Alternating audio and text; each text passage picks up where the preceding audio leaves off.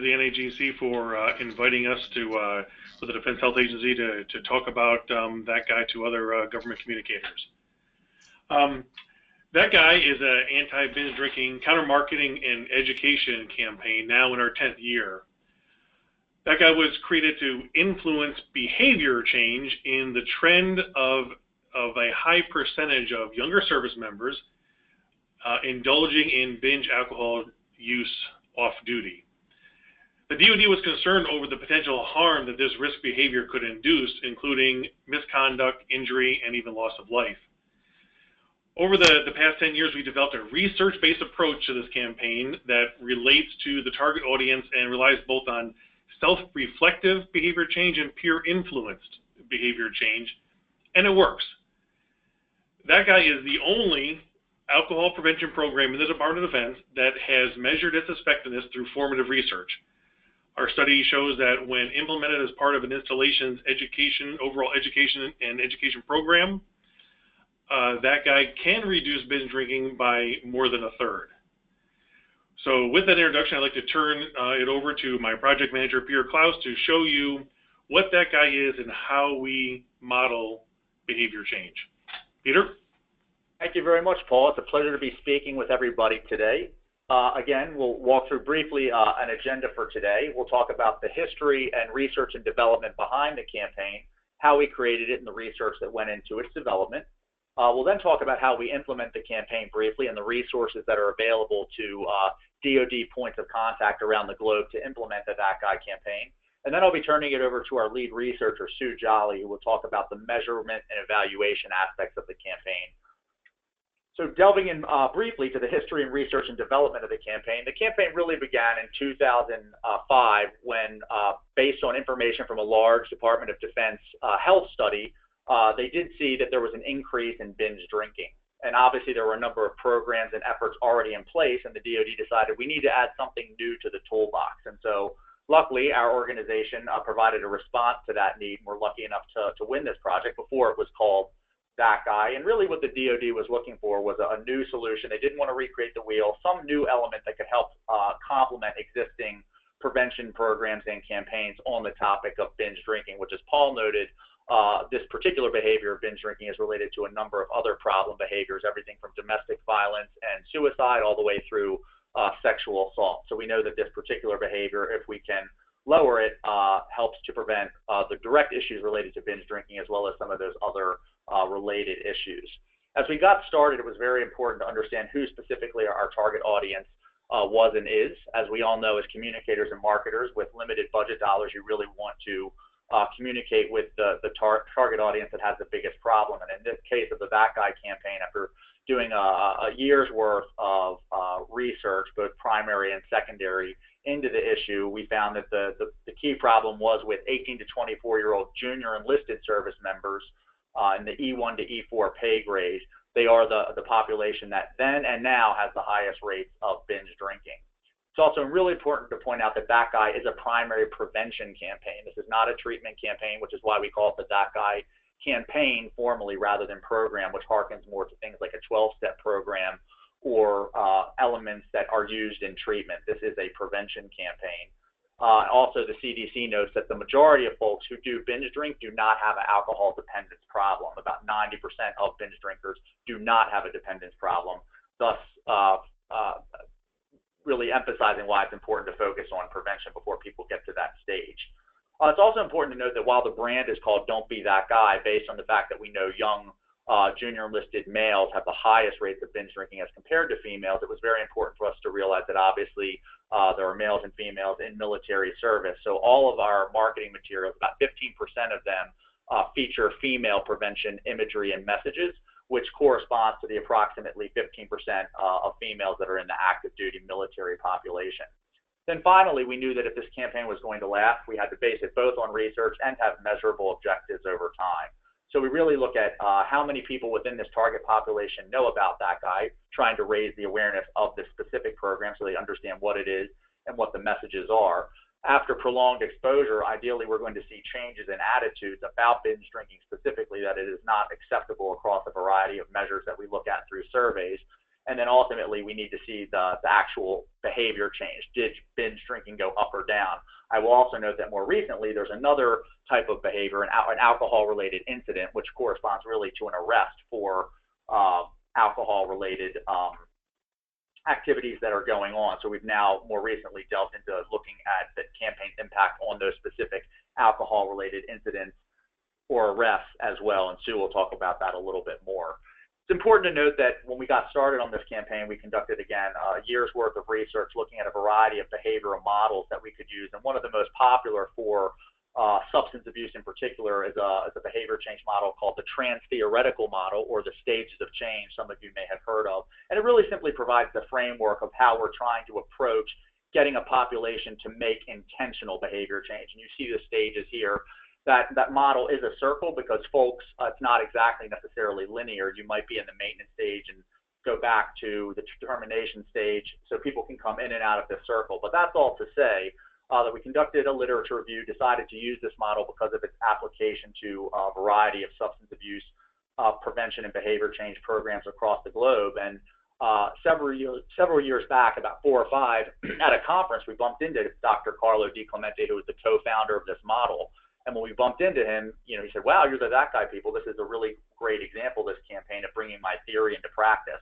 So then we began working with Dr. Di Clemente, and actually just this year finished a full-scale program review and evaluation that he conducted independently, simply looking at all of our research and making his own determination about the campaign, both in terms of its efficacy, but also giving us additional ideas for the future in terms of how to improve the campaign over time.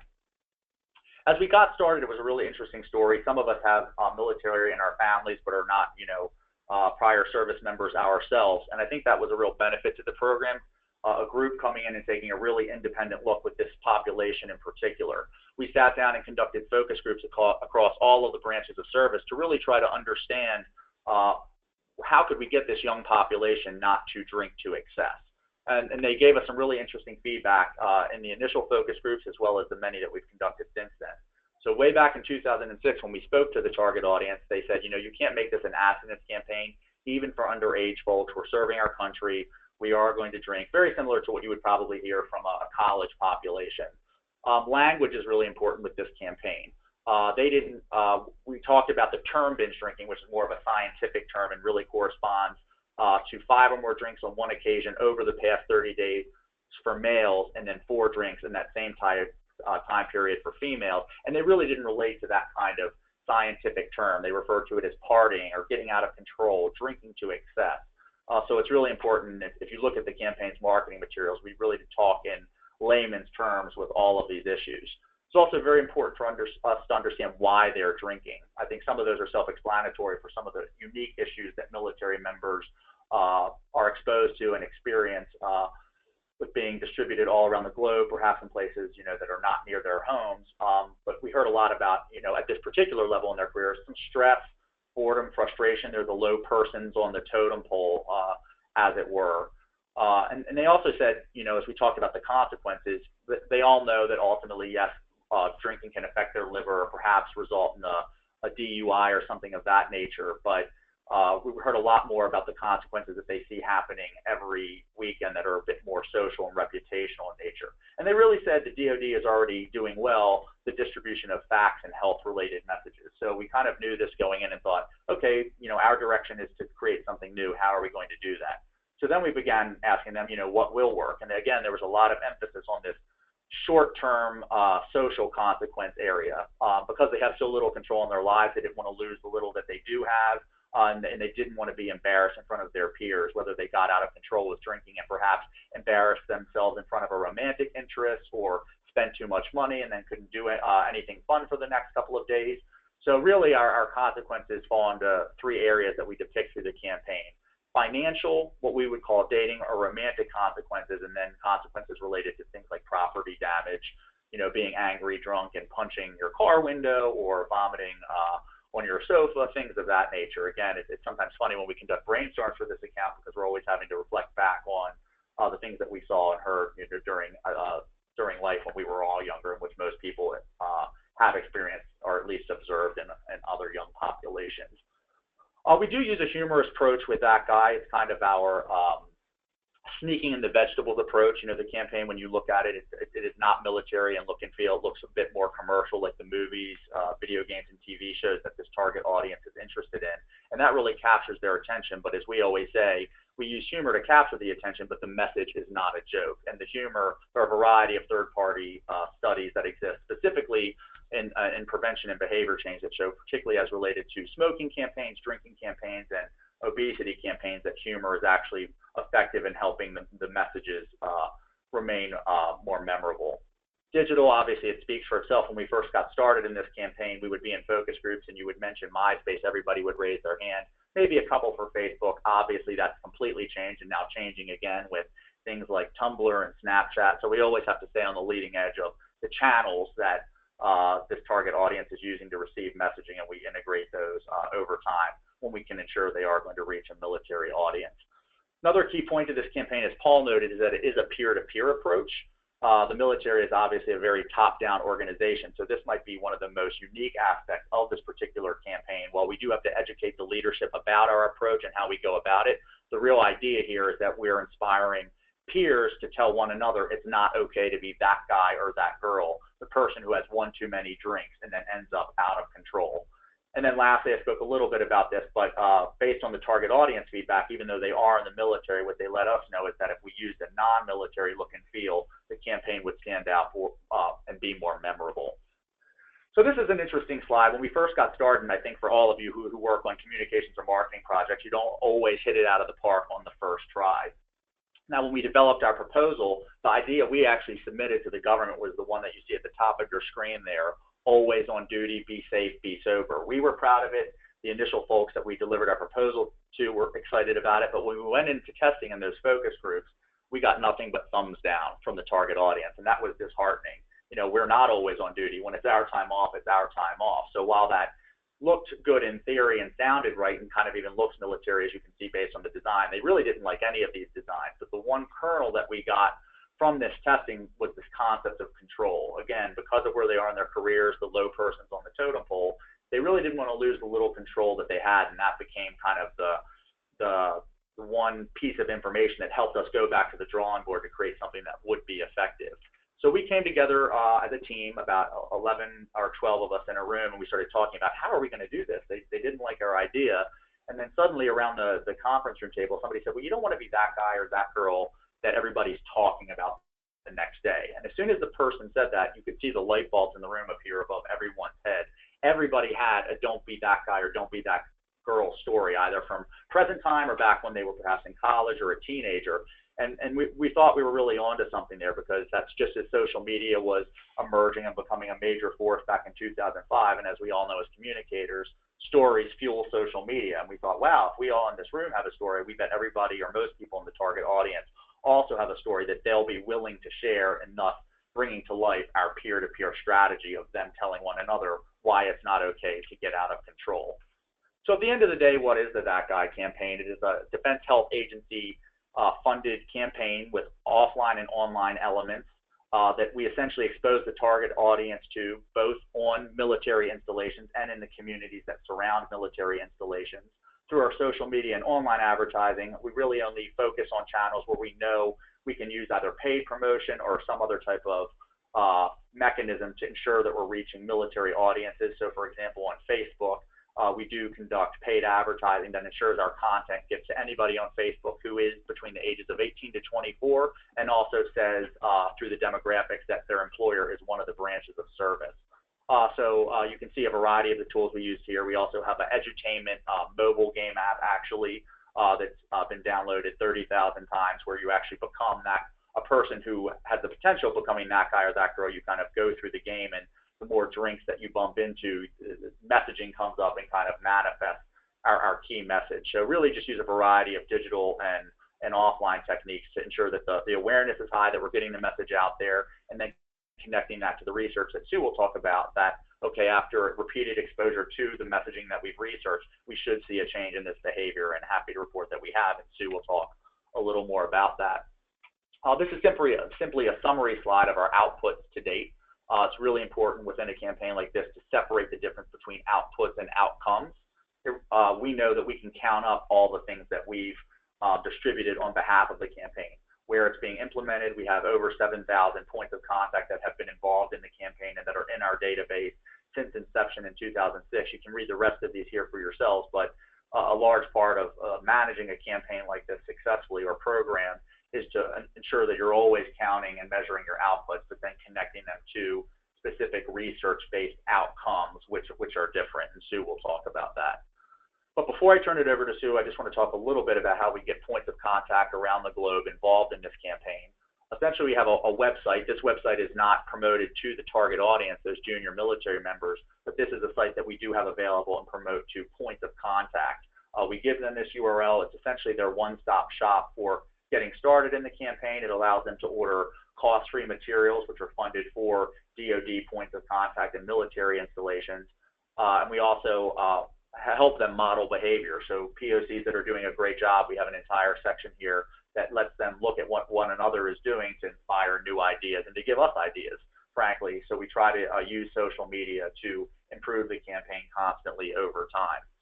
And then lastly, obviously we've been at this now for going on the 11th year, and we've really learned the locations specifically that are most effective for reaching this target audience where they live, work, and play. The locations you see on this slide refer to the military installation specifically, except for online or off installation or off-base bars and clubs where we also know we're spending their time. So that goes back to another element of the campaign that I won't get into now, but we really call it our community education model. Since we began, we've now visited over 100 military installations across the globe, getting to know the individuals who run the various programs that reach this young population. It's important for us to have relationships and to really work with them to kind of be the turnkey solution for constantly implementing the campaign. So we've turned this into a checklist to make it really easy for everybody to get involved. But with that, I will turn it over to Sue Jolly, our head of research, who will talk about how over time we've measured the impact of this campaign and have been able to prove that it does have a positive impact on behavior. So Sue. Thank you, Peter. And I'm just switching over screens, folks. And there we go. Good afternoon, everyone. Looking forward to sharing this with you. I've worked with Peter on the campaign since its inception. And as mentioned earlier, our research dovetails with the campaign's objectives to continuously obtain insights and feedback to help with upcoming campaign plans and, most importantly, to measure its impact. And we use a wide variety of tools to do that, 8 to be exact, and we'll walk through those today. But in terms of the process of how we identified the 8 different tools, this is the model that we followed, looking at outputs, outcomes, and impact, a linear process, if you will, with the assumption that you need to raise awareness of the issue, the cause at hand, in order to shift people's attitudes to eventually help encourage them to change behavior. So let me briefly touch on each of these 3. In terms of outputs for the That Guy campaign, we track a wide variety of metrics, from time spent on the campaign website to the number of campaign materials ordered. And we also track campaign awareness of the campaign itself through a DoD-sponsored survey. In terms of outcomes, such as changes in attitudes towards alcohol, the campaign has added alcohol-related questions to two separate DoD service-wide surveys. And we also conduct, as Peter mentioned in the beginning, focus groups with the target audience. And those started at the beginning to help create the concept and the strategy for the campaign. But more importantly, or just as importantly, I should say, they continue throughout the life of the campaign, constantly touching base with making sure what we do is relevant to the target audience. And to make sure in particular that the content is well understood and engages them. And then in terms of impact, that third pillar there in the model, we return to the DoD-sponsored surveys to look at both changes in junior enlisted service members' self-reported binge drinking behaviors over time, and secondly, to look at and compare the rate of binge drinking at installations actively engaged with the campaign compared with those installations that are not. And just for nomenclature purposes, when I say installations, that means a military base or post, a Marine station, or an Air Force station. So I'm just going to use installation generically to refer to any fort or naval station you can think of. That's what I mean by installation. Before I move on to talking about each of these 8 different tools. I do want to make this part of the discussion applicable to you all as government communicators in thinking about where and how you can apply measurement and evaluations to your campaign. So we do have a few thoughts to share and for you to consider. So use this chart in particular to think about and define the outputs, outcomes, and impacts that you desire for the campaigns or programs that you oversee. So with this chart in mind, you can meet with others and brainstorm various ways that your campaign can measure each of these 3 different pillars. Some ideas or thoughts to get that started is think about existing tools, studies, or resources that already exist, publicly available data, such as census data, that's relevant and that you could tap into to measure attitudes or behaviors. If your organization happens to conduct some surveys already with a target audience, see if you could piggyback onto that by adding a few custom questions relevant to your campaign. You can also think about obtaining feedback through self-administered questionnaires that are distributed and collected at meetings, sent out via email to your target audience. Any opportunity you have to interact, that's an opportunity to get their feedback, such as meetings. Perhaps you can conduct a small focus group, have some one-on-one interviews. And finally, observing the target audience, if possible, where they live, work, or what we call recreate or play. For instance, on behalf of the That Guy campaign, we have done so at civilian bars where campaign materials were present, so we could actually see firsthand how they interacted with these materials in the real world. And just a note to add, in any research that you may consider, make sure you're doing everything you can to protect the privacy and confidentiality of the audiences that you're observing or interviewing and obtain any necessary approvals. This slide shows the 8 different tools that the campaign has used to date to help evaluate and measure its impact.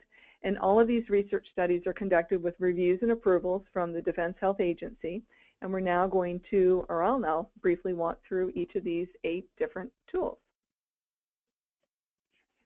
So the first one is the health-related behavior surveys, which is the Department of Defense's gold standard for measuring health-related behaviors. Think of any type of health activity, health behavior, it is reflected in this survey, and that includes drinking and specifically binge drinking.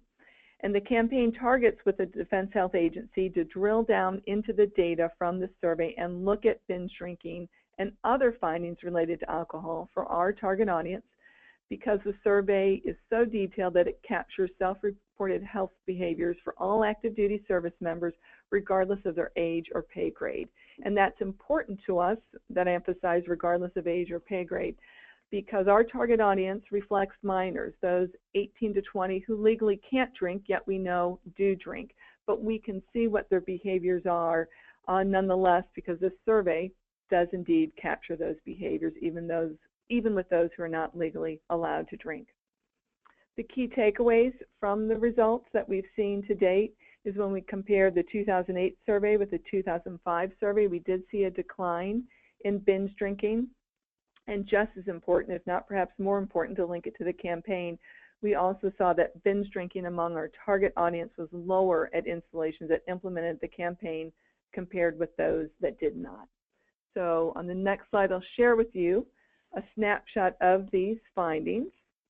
And on the chart that you see on the upper half of this slide, this shows the change over time with our target audience. So comparing 2008 with 2005 results. And note that the decline in binge drinking was primarily represented by men who are not of the legal drinking age, whereas the level of binge drinking remained steady with those males 21 to 24. And you can see we broke it up by age as well as by gender. The bottom half shows the results from installations that adopted the campaign, what we call treated installations or treated bases, versus those that did not, which we refer to as control. And working with the DoD made this possible by sharing with them the installations that we knew had adopted the campaign. How did we know? Well, they had ordered campaign materials, reached out to us for presentations, so we had a definitive list of which installations were actively involved. And when you look at the bottom half of this chart, note that the overall rate of binge drinking is lower among the treated installations, in other words, those that implemented That Guy. And when we look at the results by branch of service, we can see that the rate of binge drinking is lower Army, Air Force, and Navy. The only reason you do not see results for Marines here is within this study for our target audience, the sample sizes just weren't large enough to make comparisons. Another important DoD study on this slide is referred to as the Status of Forces Survey. It's conducted more frequently than the Health-Related Behavior Survey, which is conducted every, say, 3 to 4 years. This survey is conducted about once a year. And I think the big takeaway for us as communicators is the old adage, you don't know how far you've gone unless you know where you started from. That's a saying that is really fundamental to this, and I think any communications campaign. So what you're looking at is that this particular survey measures awareness of the campaign. And if you look on the far left at the total column, you'll see, and in the legend over there on the left-hand margin too, you'll see that we've been able to measure campaign awareness from 2006 up to 2014. That's the most recent data point that we have. And 2006 is a key year because that was the year before the campaign had been implemented. No announcement, no materials distributed, yet we knew what the campaign name would be, and we went ahead and went in and got a true benchmark measure of campaign awareness, again, before implementation, to be able to document what the, quote, assumed awareness of the campaign was, and quantify it to see it was very small. And by assumed awareness, I mean we specifically asked the service members if they could recognize the names of any programs that were intended to discourage excessive drinking of alcohol. So that guy was listed among several, even before it had been launched. And so what we can see with this is that over time, starting in 2007, awareness increased very dramatically, and that by 2011, we had a majority of our target audience who was aware of the campaign, and we've been able to track that over time and to demonstrate that the awareness is true, minus the 3% initial, what we call phantom or assumed awareness we had at the benchmark phase. Another important study that was not already in place by the Department of Defense, it's a study developed by the That Guy campaign, was done, and we refer to it as the Alcohol-Related Incident Study, was done to further measure the campaign's impact. The ARI study, Alcohol-Related Incident Study, that we call ARI for short, provides us with a way to examine these types of alcohol-related events. That can be a DUI, a DWI, public drunkenness, a fight due to alcohol, so on and so forth. Any kind of arrest where alcohol was involved that's tracked at the installation or post or base level. And the purpose was to confirm that the target audience, that's is our target audience indeed the ones most likely to be involved with these types of arrests? And could we see if there's a link between the active promotion of the campaign materials to a decline in ARIs over time? And the study itself, this is reflecting the completion of a pilot study, the first of two. The study itself represents 2 years of very active campaign communications outreach, while at the same time gathering and obtaining feedback from the installation's de-identified arrest records and from the junior enlisted service members themselves through self-administered surveys where they talked about their attitudes towards alcohol, their awareness of the campaign, their self-reported level of binge drinking. We held focus groups, and we even conducted observations at a local civilian bar to see to what extent we could identify any correlations between the installation's ARIs and the campaign itself. And results to date indicate that when effectively executed through a proactive regular marketing effort, and the campaign did work hand in glove with our contacts at this particular installation to make sure they were getting the materials, distributing the materials, answering questions, and troubleshooting. And what we saw with that type of activity, that indeed it generated very high awareness of the campaign, and that it was linked to positive outcomes. In particular, there was indeed a connection between distribution of the materials and the campaign marketing efforts and a decline in ARIs, meaning specifically a correlation where as those activities increased or were heightened, a corresponding, not one-to-one, but a statistically significant decline in ARIs over time. And we also learned through the surveys and the focus groups that junior enlisted were saying that the campaign was motivating some of them, not all of them, but quite a few of them, to think twice about not wanting to become that guy and to examine their own drinking behaviors. So with these first 3 out of the 8 tools that I've shared with you so far, they're key and fundamental because they focus on measuring the impact of the campaign. But we've got other tools too that help us stay on top of the trends and ways to engage the target audience and help us evaluate what we're doing in other ways. So as we've talked about before, as Peter did, and as I mentioned earlier, the focus groups is one of those 8 tools that's been implemented before the campaign was even launched. And to date, we've met with exactly to date, 700 service members, 85 different focus groups, 23 different installations, both within and outside the United States. And these are key to help us keep our finger on the pulse of the target audience and to get that desired feedback about the campaign and to allow us to test new campaign materials and messages and ideas. And what we do in this effort is we screen the target audience. We go onto the installations. We're actively recruiting them to see if they're willing to participate in a voluntary confidential basis to see if they've had some exposure to or familiarity with the campaign. We want to make sure, in other words, we have people in the focus groups that can give us feedback about what they've seen, what they've heard about the campaign while they've been on a specific installation or even at other installations. And this allows us to ask them about how well the campaign and its messages and materials resonate with them, how well does it engage them, how well does it encourage them to think twice about excessive drinking, to avoid excessive drinking. And what we've learned over time through these confidential voluntary focus groups is that the campaign really does resonate best with those who are occasional or situational binge drinkers. Those, in other words, who do care about the negative consequences. And Peter, I believe, referenced that early on, that we did see this is not a campaign intended for someone who does have an alcohol addiction and needs an intervention and needs counseling and help. This is for those on occasions, on certain situations, the opportunity arises and they get out of control and they're willing to think about those consequences. I also learned that the campaign's humor does capture their attention, helps them drop their guard and be willing to read or listen to what the message is rather than just blowing it off.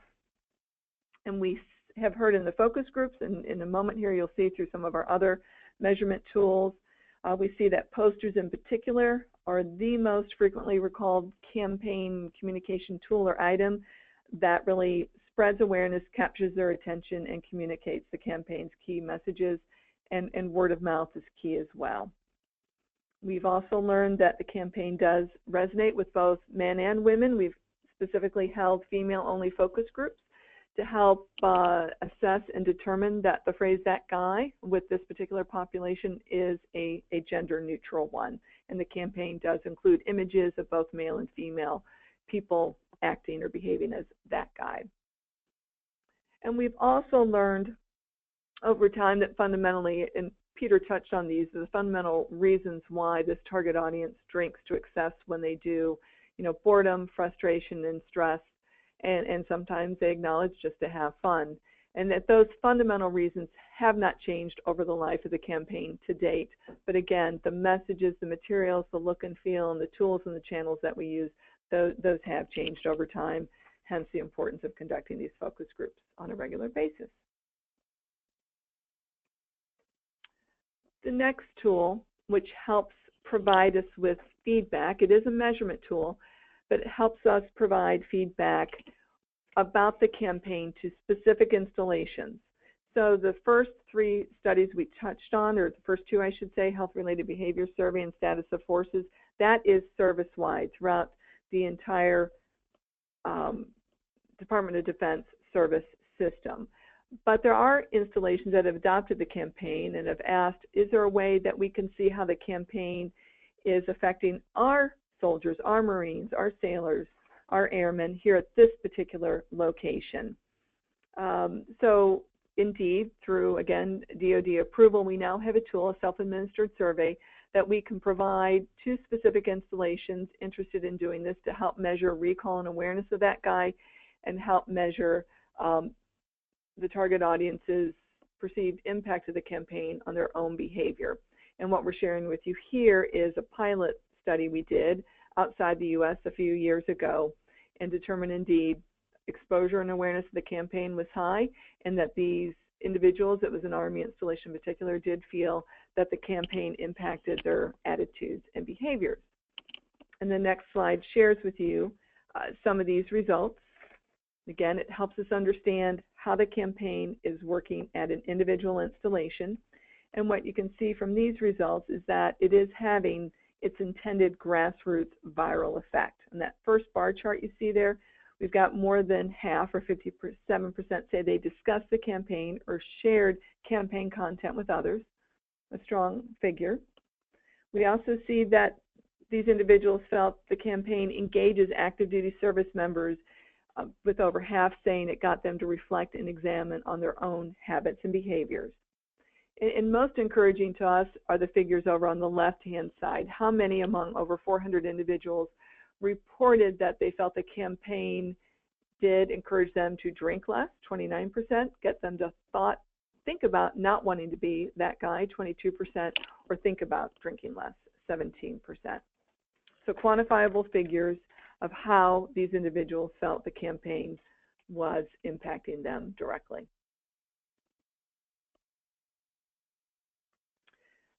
Another tool that we use, and this tool began at the launch of the campaign with the website, thatguy.com, and to date we've received feedback from almost 11,000 service members and analyze it on a quarterly basis. But this gives us a cost-effective way to get feedback from those who come to the site and check it out. It gives us an opportunity to determine how do they hear about the campaign, how do they learn about the website, and it also allows us to find certain behaviors. For instance, we know that in terms of recommendations that are meaningful to them about discouraging one from excessive drinking, that the bottom-up recommendations are important to them. Top reasons for visiting the site, entertainment, information about alcohol, or a friend's recommendation came up at the top of the list. And we're able to track the average time they spend on this site. And that last bullet point is key too. While not a large figure over time, anywhere from about 5% to maybe 15% of those going to the site over time have acknowledged and said that the website and the campaign has helped them with intervention, so to speak. In other words, they've gone to it to find out how resources and things they can do to help a friend perhaps they're concerned about with his or her excessive drinking, or perhaps they're concerned about their own drinking habits and went to the site to seek information and seek knowledge. And one thing to point out about any survey that's housed on a website that is intended to get feedback from a target audience is keep in mind your target audience, and keep in mind, for instance, the likelihood that they are reliant on mobile technology or likely desktop or laptop technology. And I mention this because over time, the campaign website survey itself has, shall we say, evolved, going from service members primarily accessing the survey when they went to the website through desktop computers and laptop computers to now just the opposite. It's mainly through mobile. So it's driven us to make sure the survey is mobile optimized and that it reduced its length over time to make it as friendly as possible for those taking the survey via mobile technology.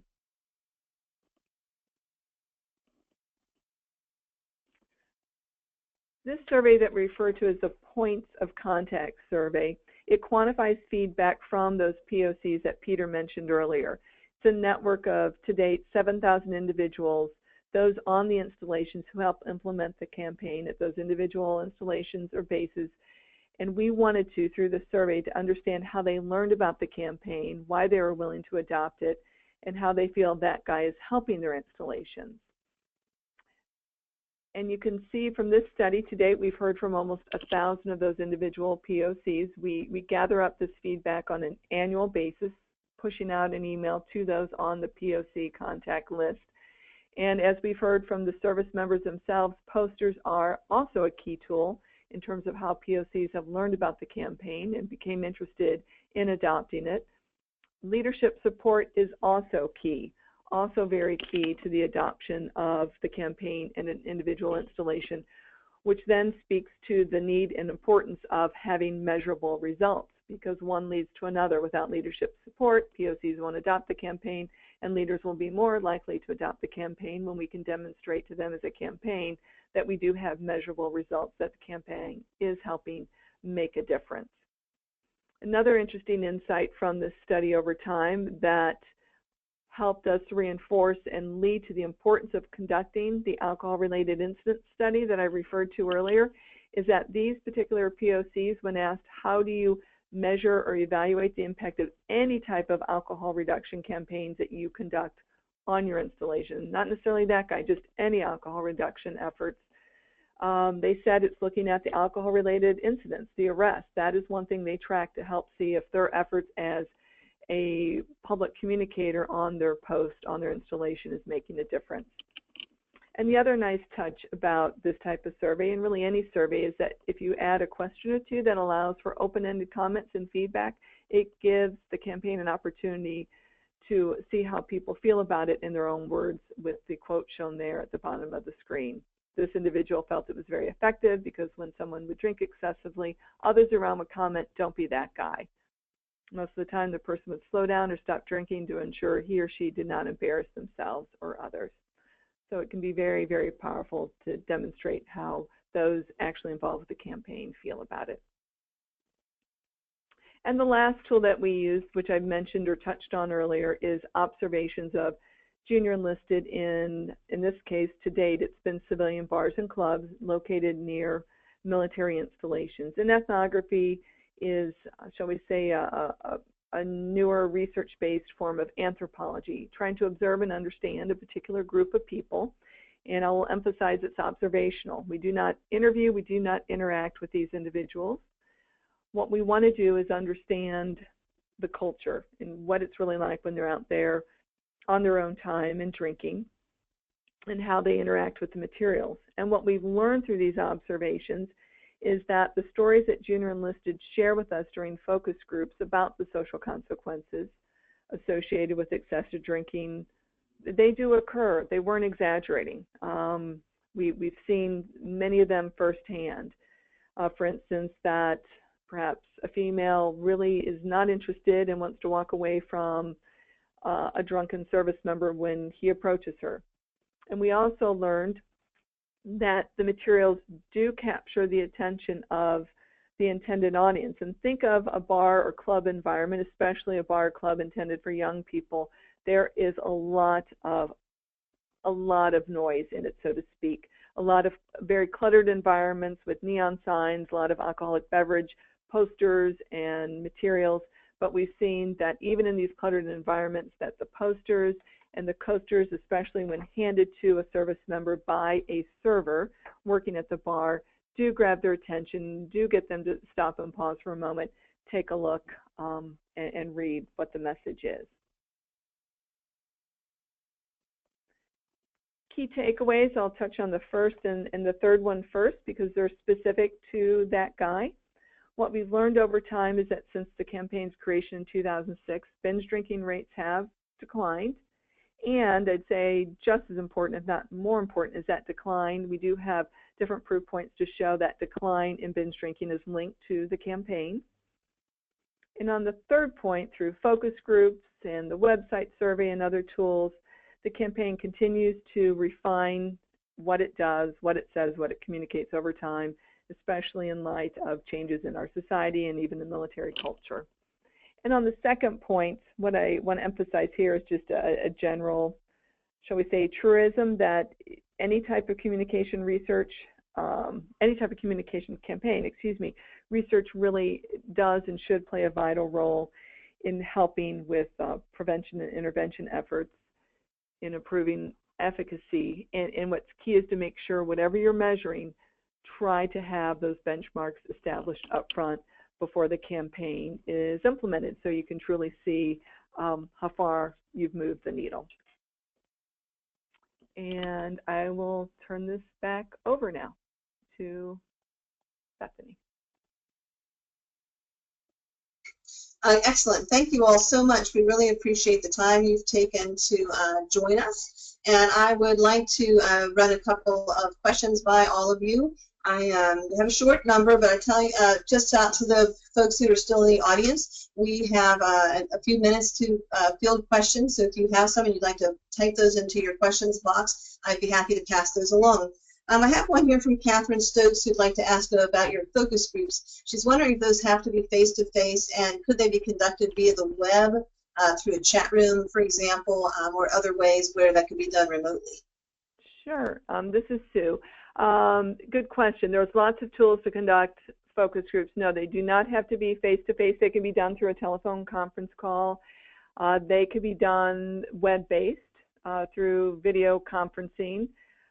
They could even be done through chat rooms. They could be done through discussion boards. So no, they do not have to be face-to-face.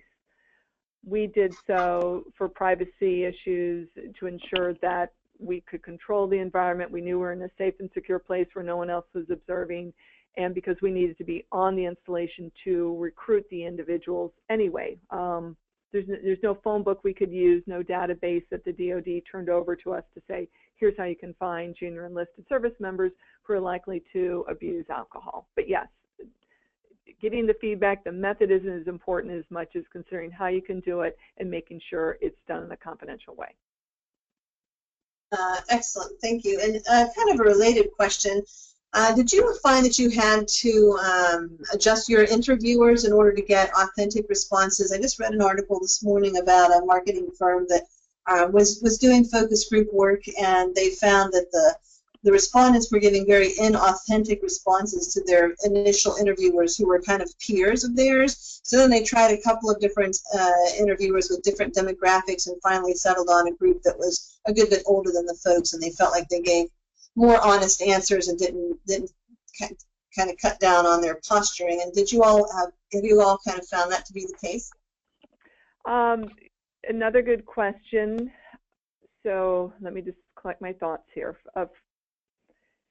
That can take place. That is a concern we have from time to time. So what we've done in these in-person focus group sessions, we also, in addition to having a discussion, people talking out loud, we also have very brief self-administered questionnaires. They don't put their names on them, but it gives them an opportunity to give feedback. So that gives us a safety net to know, even if someone maybe isn't going to be authentic, isn't very forthright, that we've had that opportunity to capture it in another way. I will add, we emphasize very, very much in a very fun and friendly way that, for instance, I am one of those who moderates to say, you will not hurt my feelings. We need your candid feedback. This is important. I did not create these materials. We want to hear what you have to say. But yes, I have to say, where the only time I've observed per se an inauthentic behavior is in asking people, because it's a challenging question to ask, how does this campaign affect you? And I ask that question after they've already filled out a questionnaire where they've answered, check the box, yes, has this campaign made a difference? If so, how? And I collect that, and then I use a projective technique. So if I can look at the questionnaires as people are talking and see, wow, out of 10 people here, 5 said it made a difference, but only 1 person in the room is willing to speak up and acknowledge that in front of his or her peers, then I use the projective technique and I say, okay, understand, but I'm looking at these questionnaires and I see 5 out of 10 of you did say the campaign has made a difference. And I don't need to know who, because these are anonymous, but what are some reasons why this campaign could make a difference to a junior enlisted service member?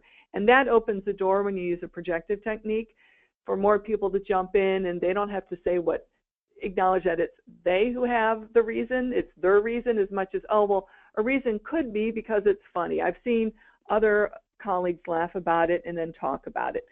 So that helps people open up and be more candid. Great, because that's kind of what I was wondering, is you're talking about some pretty personal information on the part of these folks, and so I could see where they would kind of want to be a little circumspect in their answers. So that was a terrific response. Another question here is, could you give an example of how you have changed the campaign in response to sort of the metrics you've collected over time, besides responding to changes in social media? Absolutely, both in social media and creative. I think it's a little bit easier with social media because through our focus group interviewing as well as feedback we get through the various digital channels, we kind of understand those social channels that are most appealing to the target audience. And again, we also have the overlay of trying to use our budget wisely. So for example, we currently don't have a Twitter feed. One, because we don't hear a lot about it in the focus groups, but two, there just isn't a really great paid or organic way to know that we're reaching military members like there is with something like Facebook or now even Instagram, since they use the same ad platform as Facebook. But one example of how we're constantly using the feedback to change the visual look and feel of the campaign is when we got started. You know, we started with imagery that was just to try to describe it a little bit kind of, I would call it a little bit, I don't want to say non-realistic because the consequences that we depicted were all realistic, but the look and feel, you had sort of characters that almost looked like marionettes. It was a little bit exaggerated, let's say. And then about 2 or 3 years into the campaign, we got feedback saying, you know, that's been great, it got our attention, but we're really looking for something that looks a little bit more realistic, something that looks like it was taken or shot on somebody's real iPhone. And then we entered sort of what we called our reality series phase, which brought real incidents back but didn't have any of the exaggerated elements. Also, when we first started the campaign, in terms of the brand, it had kind of like an edgy, darker look, kind of cardboard cutout edges, a lot of usage of black. And over time, what we found through feedback, through the focus groups and other surveys, is that even though that appeals to the target audience when you show them, after real life experience, we know that materials and promotional items that have vibrant, bold, solid colors, bright reds, deep blues, tend to be more memorable to this audience. And one thing that we do at the end of every focus group now is we have our various visual collections that we test, saying which of these appeal to you and why. And usually those collections that all have brighter colors appeal to more participants than those that are darker or gray or brown in nature. And that's probably due to the fact that, you know, there tends to be that same kind of palette in most military marketing materials. So those are just a couple examples of how we've changed it over time. And the example I was talking about with somebody earlier is, you know, with any campaign like this, especially when you're reaching young audiences, like any advertiser, you can only use the same creative for so long before you have to constantly find new ways to engage them on, you know, a topic that is essentially remaining the same, prevention of binge drinking. So we're constantly merging the art and science of communications and marketing to figure out what's going to be most appealing to this particular target audience that we have at any given period of time. Great, thanks. We have one other question, just to put it out to the audience. We're getting ready to close up here, so if you have any final questions, go ahead and send them my way. The final question I have right now is there some place that people can go to find out more about how to conduct research-based measurement for communication style projects like this? I mean, are there textbooks that are, you know, useful, or training programs, or online resources? This is Sue. One that I would refer to, and it was there on one of the initial slides I presented, slide 15. That was the foundation of the model we follow for our research, is Public Relations Research for Planning and Evaluation. It's a resource booklet prepared by Walter K. Lindeman, Dr. Lindeman. So that's one I would think to return to, that you could turn to, sorry. And there is another organization, bear with me folks, I'm just going to a different part in my office.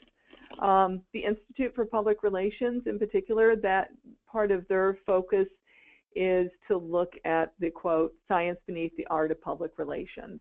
So that's another resource where they publish white papers, symposiums, that type of thing, specifically about research-based campaigns and how to measure and evaluate. And then I would just cap that with, obviously, we've described the behavior change model that we use on this campaign, but while they tend to be more associated with public health programs, and obviously that guy does have a public health focus, don't underestimate the adaptability of those science-based models for communications programs. And I have found in the experience, I work on a variety of behavior change programs here at Fleischmann and have over the years, that those science-based models can be used and adapted to communications programs, because they essentially just provide a framework of how you're going about what you're doing and provide tools or guideposts for how you can take communication, something that is a little bit more creative and arts-based, and put it into a more scientific framework. And that's why they were created. You know, Dr. DiClemente and all the other folks who created these models were trying to give us tools and frameworks to make our real-world execution of those theories more effective. So you could Google things like behavior change theory, behavior change models, social marketing models versus social media, and that's why I always use the term behavior change, because people these days are confusing the difference between social media marketing and then social marketing, which is traditionally a synonym for behavior change marketing. So again, you can Google social marketing theories, social marketing models, or behavior change theories or behavior change models, and there's just a variety of books and free resources online that could be helpful to your efforts. Excellent. Great. Thank you. We want to thank you so much. I've been excited about you all coming, and you have fulfilled all of our expectations. Everyone out there, thank you again for attending. We will reconvene in in July, July 15th. July 20th will be our next webinar Wednesday, and I hope to see you in DC in June. And if you want to talk to me about the series or anything else in terms of professional development, I will be more than happy to discuss the suggestions and questions and input. Thank you, Paul and Peter and Sue. We really appreciate your time. Thank you very much for the opportunity. Our pleasure. We will talk to you soon, and goodbye, NAGC. Have a wonderful afternoon.